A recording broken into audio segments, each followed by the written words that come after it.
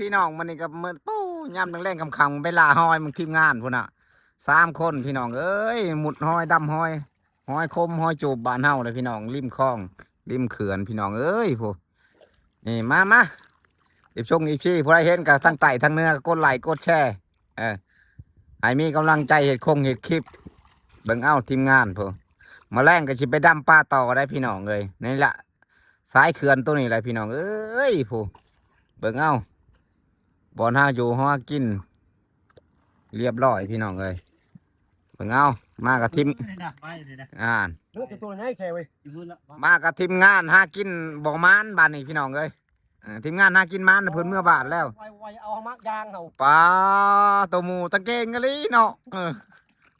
มาอีชงอีชี